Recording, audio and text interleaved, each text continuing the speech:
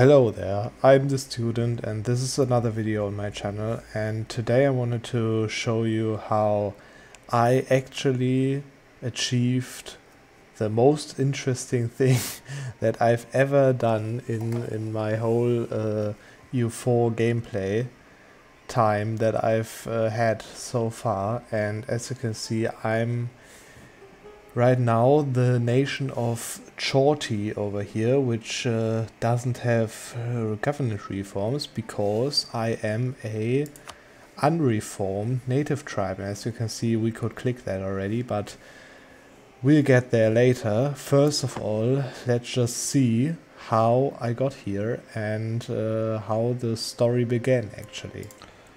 So first of all, we are obviously starting in Europe, and I've started as a Burgundy. This was a Burgundy campaign actually. And my first plan was to conquer the world, because all great things in this game start with conquering the world. And I wanted to do this as the HRE Emperor of Lotharingia. And that's what you're going to see in the time-lapse. Pretty rapid expansion after I revoked the privilegia. But yeah, let me just talk a bit about the mechanics that I'm going to use for that. So the goal, the ultimate goal, was obviously to make, as the title of this video says, to make the whole world uncolonized. And after the time-lapse finished, you'll see that I'm actually very close before doing so. And I'm using a game mechanic. I'm calling it actually game mechanic because I think it is a game mechanic and not an exploit. I'm going to use a game mechanic that I've explained in a video on my channel. It's called Make Every Province Uncolonized, and it basically works the way that native tribes that are not settled down only are allowed to have one province. And every other province that they get is going to be uncolonized land if you wait 1 day and let 1 day pass. So that was basically what I was using, and how exactly I did it. I'm going to show you a little clip after the time-lapse finished, which is going to be soon. As you can see over here, rapidly conquering the remaining colonial nations to one-take the world. And this is a little sneak peek to what I've actually did. I'm going to show the clip of what I've done now, and you're going to see what happened and how it happened, and then we are going to go to the finale. Okay, so as you can see, I have conquered the world as the HRE over here, and you'll notice that there are 2 nations. It's actually a one tag. I own all of that directly over here. Everything is owned by me except one province that one nation has, this native tribe over here, which, as you can see, has embraced the tribal identity, which means that they are a tribe and not they didn't reform into a horde or into a monarchy or something. So what I'm going to do is now I'm going to declare war on them as soon as I can send a diplomat again, and then I'm going to force them to release a nation out of myself. Actually 2 nations, one in North America and one in the Eurasia continent over here, and it's going to be one of those in the provinces on the Pacific coast, because you'll see why later. I'll have to conquer it later, so it just will be easier if I do it there. And yeah, let's just do this actually, and yeah, we'll see when I'm done with that again. Okay, so I found 2 nations that I can release. The one over here is Cheyenne. That's a Catholic province over here, which means that they are going to be Catholic. And the same is going to the other one is going to be I think Madhyas over here, with just one core. There's also Catholic, so they will be Catholic too. And yeah, before I do that, actually, I'm going to decrease my reform progress, because those nations are going to get the reform progress from my reform progress. Actually, they inherit that. So yeah, let's just do that and do that. Actually, I think I've lost my hegemony. Yes, because I've lost the war technically. So as you can see now, this guy is a native tribe, and I can vassalize him. As you can see, I just have to ally them and do the same thing with Cheyenne over here. Ally them, and both of them I'm going to vassalize now, and we'll see when I'm done with that.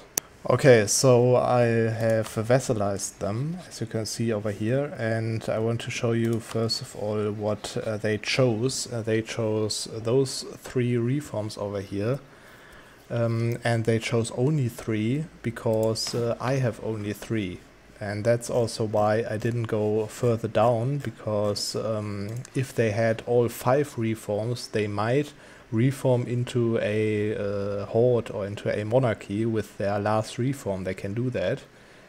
That's why I only had 3 government reforms, so that they could take the 3rd, because the 3rd one is the one where they choose to settle down or not to settle down. And if they not settle down, as you can see, they haven't enacted settle down on the 3rd, they have enacted warband, then they are able to take only tribal land and not any land directly, which means that, yeah, that basically he can't have other land than his capital. And I'm going to use that to feed them provinces. Where do I have him? Over here. Feed him provinces like that. And as you can see, he has now 2 provinces, and as soon as I let go one day, it will be an uncolonized province. And actually I can show that right here, just show so you can see. I'm going to just Alt F4 then, but yeah, let's just wait one day. As you can see over here, he just uncolonized the land, basically. Yeah, as you can see, he doesn't have the 3rd reform anymore, because he switched back from settle down, from the martial traditions to no reform, because martial traditions only allows you to have 1, which he didn't, he had 2. So as he had 2, this reform is basically yeah, revoked automatically, and now as you can see, he is going to take it again, the 3rd reform, and in this case he took settle down, which doesn't matter, because even if he settles on this land, he needs tribal development to settle down in one land, so it is still going to be uncolonized for the most part. And that's exactly what I'm going to do with all the provinces in North and South America. I'm going to feed, and obviously Caribbean and so on. Everything that I can feed to Cheyenne, I'm going to feed to Cheyenne within one day. Then I'm going to unpause, and all of that is going to get uncolonized. And the same thing I'm going to do with this one and the Eurasia provinces. As you can see, he also took martial traditions, and yeah, I'm going to feed him literally all of Australia and Europe, Africa and Asia. And then I'm going to unpause, and all of that is going to become uncolonized tribal land of this tiny nation over here.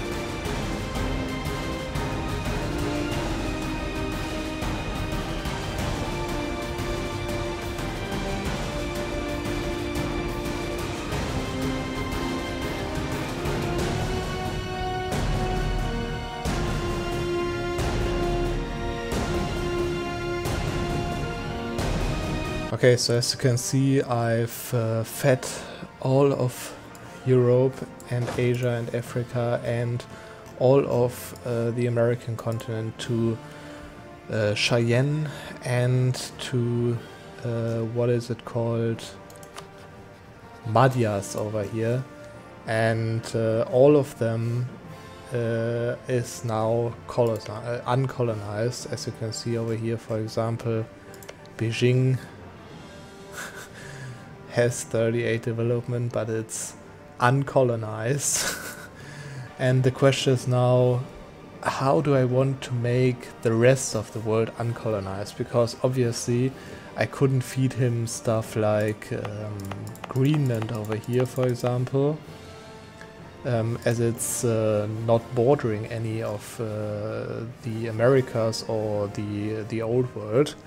I actually couldn't feed him Hesse over here because it's the center of revolution, which yeah, apparently you can't feed the center of revolution to your subject. Yeah, and obviously I can't give him my capital, and I didn't give him all of those provinces, but that's obviously because I'm now going to release that little nation over here, which is an unreformed Mayan tribe.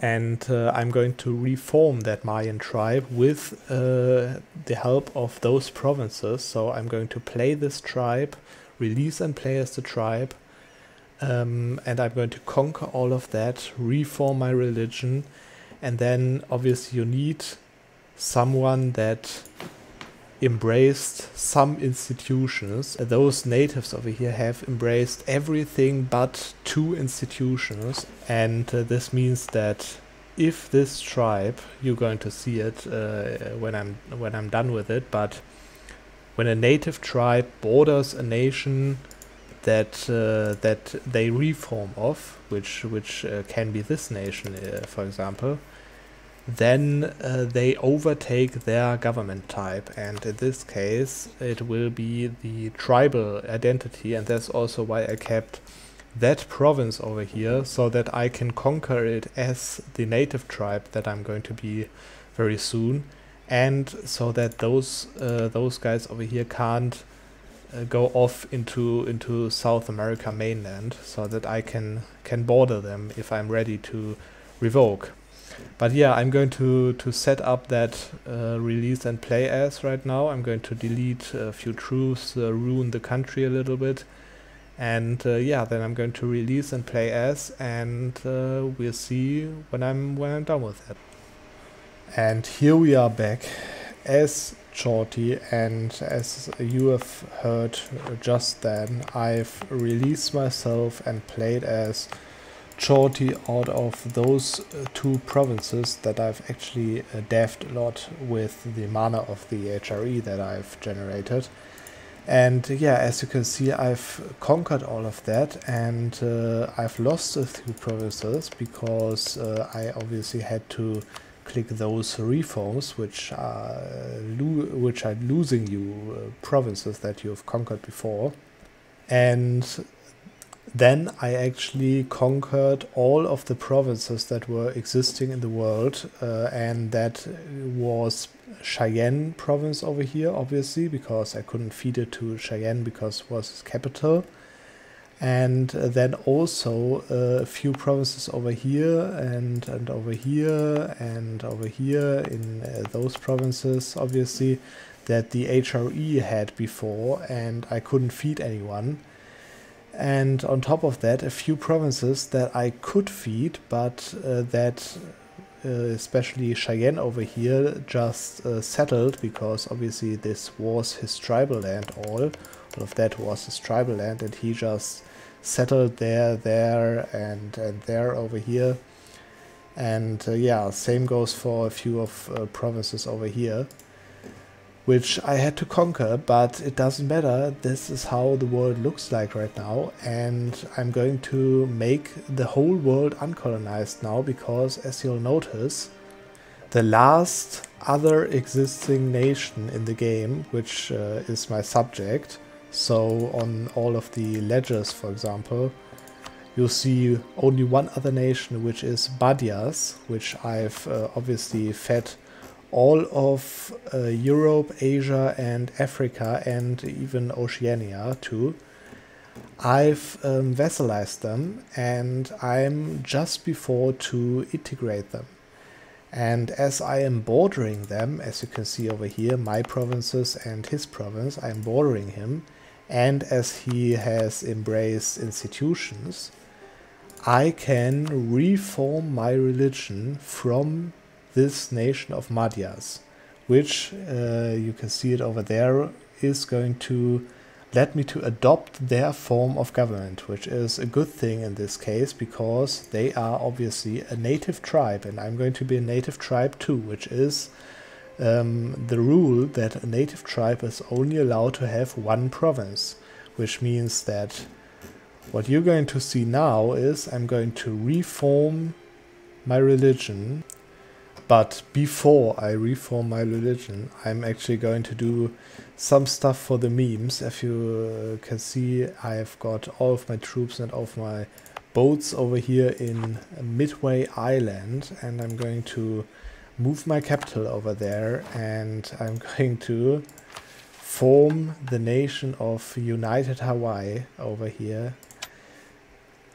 As I said, just for the memes, and I'm still a native tribe, Mayan tribe, and I'm going to reform my religion now, and you'll see what happens. I become a native tribe. I've enacted seasonal travel, which means that I'm only allowed to have one province, which made literally every other province that I owned, over here for example, all of them uncolonized. My tribal land theoretically, but still it's fully uncolonized. And yeah, I am now actually a native tribe, as you can see over here. And I can now take settle down, which I don't have to do, but it wouldn't change anything.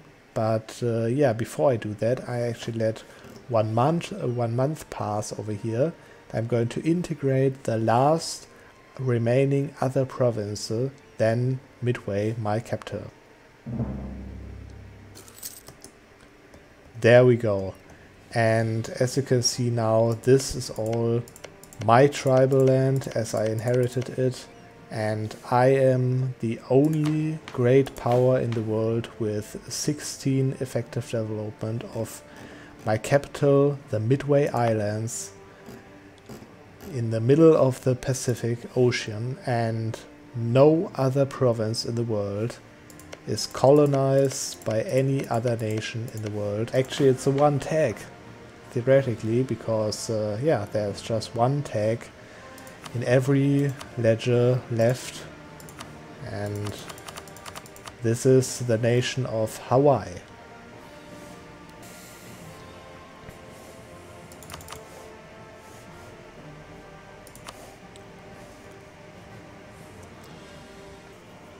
Hey, this is the end of the video. I hope you enjoyed and I hope you had a few interesting thoughts on what you can do with this mechanic, and I'm pretty sure that it's a game mechanic actually rather than an exploit. And yeah, I've just showed you one of the most interesting things in this game in my opinion, and I hope you enjoyed the video, and we'll see you in the next one.